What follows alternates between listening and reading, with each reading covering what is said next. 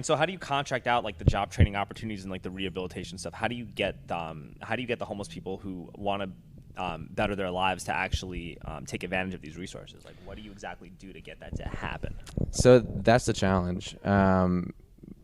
It's hard to help someone who doesn't want the help. No, facts. But like, how do you, for the ones that do want the help, how do you get them to have those resources?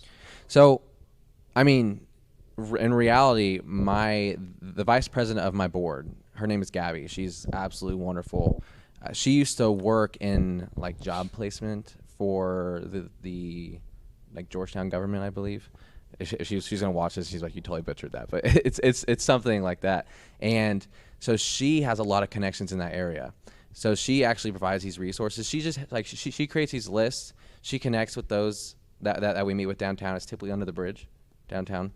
And she goes and she talks to people, and she has met with people one-on-one out there. And honestly, that's a better question for her because she really handles that. Like, that's her department. Okay. But as far as how do we get people to like really take advantage of this, that's what I'm trying to figure out. I mean, we've been all in on this for only about a year.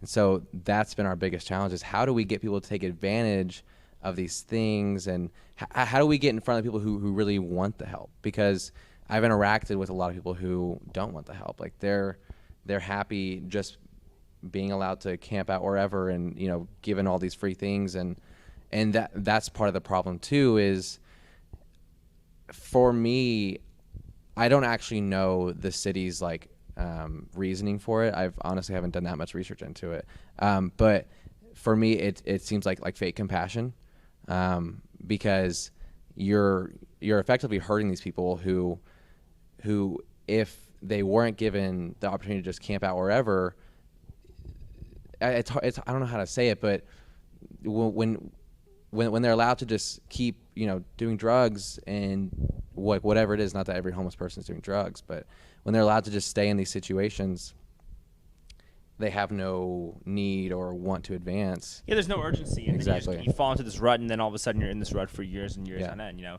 my take on this camping thing is I think it's really just it's a sneaky measure to expedite gentrification. That's what I think, and to help pay off the real estate industry and the developers that give, you know, exorbitant amounts of money to our city council members.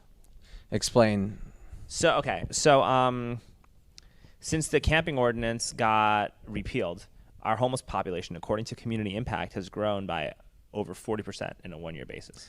Okay, and when a population of people like that grows on that large of a scale so quickly, what do they need? Yeah, housing. They need housing. Okay, and they don't need just a few houses here and there. They need housing on a large scale to help mitigate this. Yeah. And who's building the housing, Blake?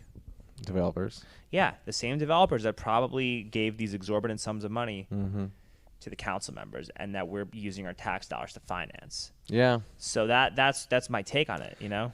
That's really interesting because I don't know Steve Adler at all. I've never had a discussion with him. I don't even know if I wouldn't know what his voice sounds like.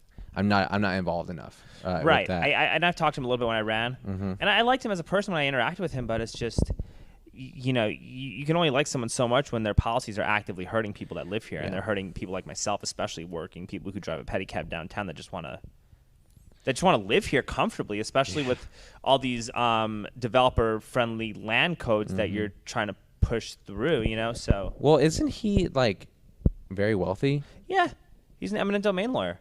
Oh wow. Yeah, he's an eminent domain lawyer. Yeah, I mean, for me, like that, what you're saying makes a lot of sense.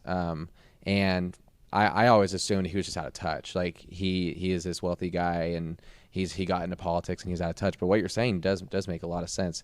I don't know. I mean, that guy's not out of touch, Blake. That guy knows. No. I'm serious. That guy is not out of touch. Yeah. That's a smart, savvy, calculating human being who knows exactly what he's doing. Yeah.